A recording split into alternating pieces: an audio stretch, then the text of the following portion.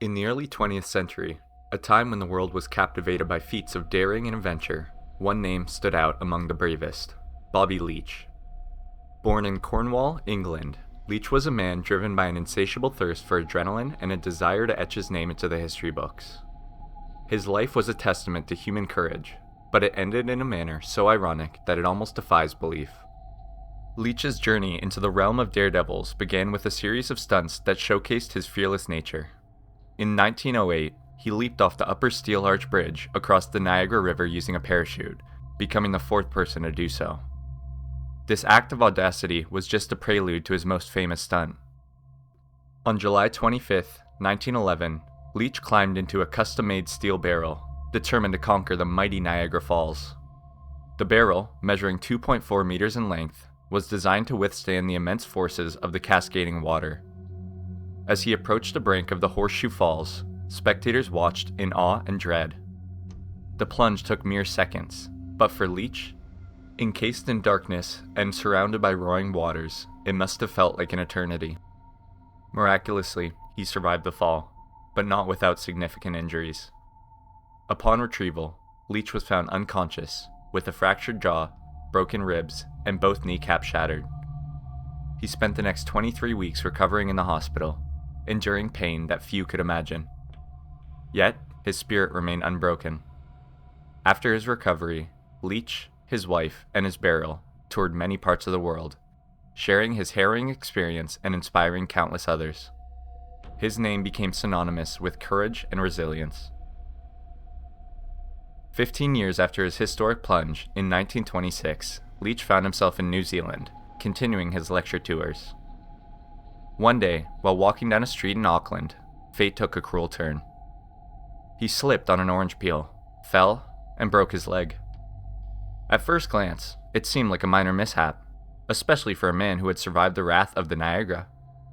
However, the injury led to complications. Infection set in, and despite medical intervention, his leg had to be amputated. Tragically, Bobby Leach died while in surgery and was buried in Auckland's Hillsborough Cemetery. His gravestone reads, "In loving memory of Robert Leach, the fearless Niagara Falls hero." The irony of Leach's demise is palpable.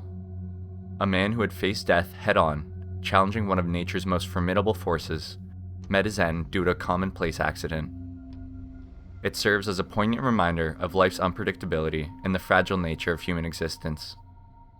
Leach's story is not just about daring feats, but also about the callousness of fate.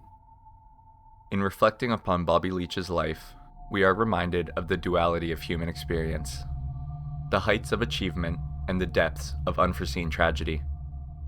His legacy endures, not just as a daredevil who conquered Niagara, but as a symbol of the unpredictable journey that is life.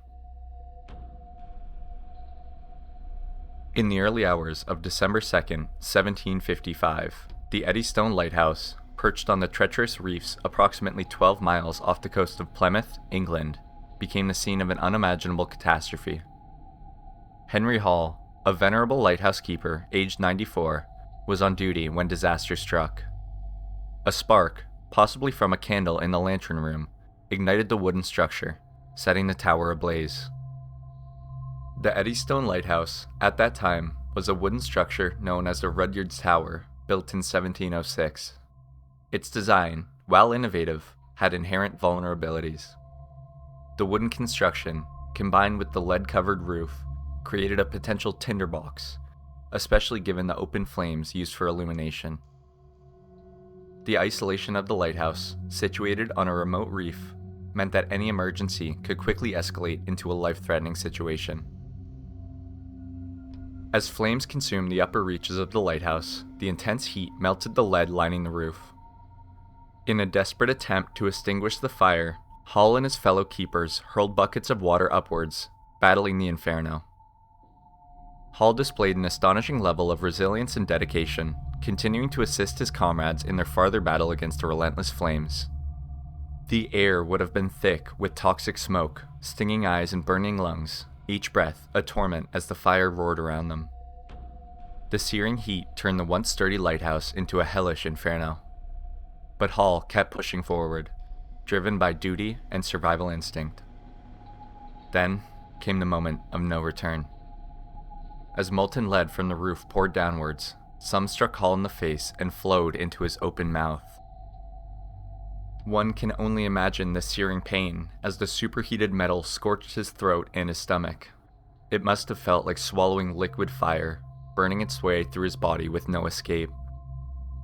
When it became clear that their efforts were futile, Hall and the remaining lighthouse keepers were forced to flee, stumbling onto the jagged rocks surrounding the burning tower.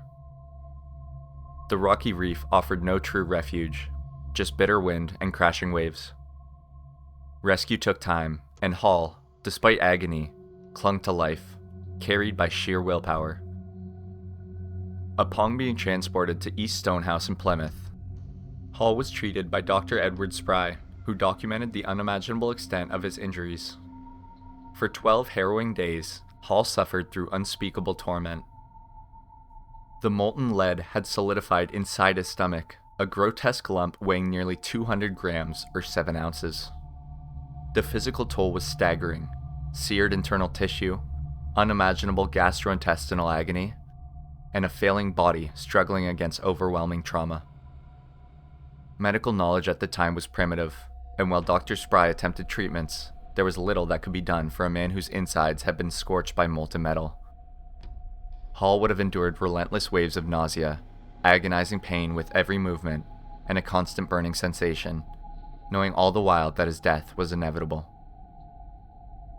Incredibly, he retained consciousness for much of his suffering, aware of his fate but powerless to escape it. Each of those 12 days was a testament to human endurance and a slow, excruciating descent into death. When Hall finally passed, his story was far from over.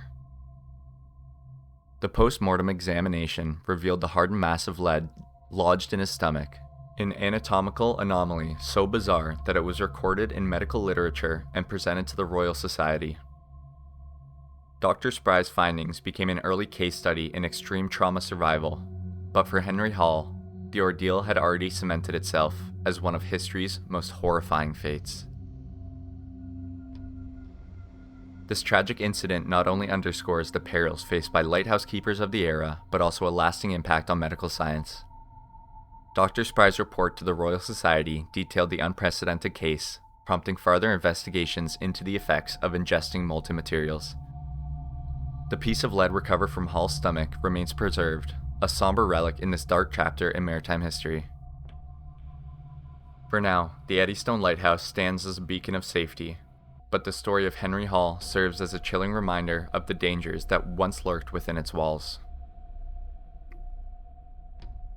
On October 25th, 1902, in the quiet town of Morristown, Ohio, the crisp autumn air carried the unmistakable sounds of baseball, cheers, the crack of bats, and the buzz of friendly competition. The game that day wasn't played by professional athletes, but by passionate amateurs, young men looking to enjoy the simple thrill of the sport. For 19-year-old R. Stanton Walker, the diamond was practically in his backyard, just behind his family home. It was a familiar scene, one that promised a carefree afternoon with his friends. Stanton, a bright and well-liked local youth, had perched himself comfortably on a pile of fence rails along the third base foul line. He was flanked by 2 friends who had joined him to watch the game up close. The mood was light, filled with banter as players took their turns at bat. One of Stanton's companions, engrossed in tracking the score, realized he needed to sharpen his pencil and casually asked the friend on the opposite side of Stanton for a knife. What happens next defies belief, a sequence of events so improbable that it sounds more like fiction than tragedy. The friend, holding the knife open, leaned over Stanton's body to hand it across. At that very instant, a sharp crack echoed through the air as the batter connected with the ball. A foul tip arced towards the group, hurtling directly towards the friend holding the blade. The ball struck his hand with brutal force, driving the knife downward into Stanton's chest. The blade found a gap between his ribs and plunged deep, severing an artery near his heart. For a moment, there was stunned silence as Stanton instinctively placed a hand over the wound. His face betrayed no immediate fear.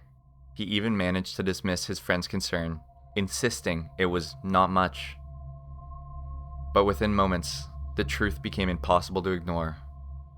Blood began to pour out from the wound, soaking through his clothing. The vibrant, bustling energy of the game faded into chaos as onlookers realized the gravity of the situation. Stanton's strength quickly waned, and despite desperate attempts to help him, he collapsed and succumbed to his injuries within minutes. The inexplicable nature of Stanton Walker's death left Morriston in shock. A single foul ball, a staple of countless harmless baseball games, had, through a series of bizarre circumstances, claimed the life of a promising young man. His story remains one of the most tragic and unlikely accidents in sports history, a grim reminder of how swiftly fate can turn a simple day into a nightmare. Please be sure to like and subscribe if you enjoyed this video, and let me know what you think of these stories in the comments below. Goodbye.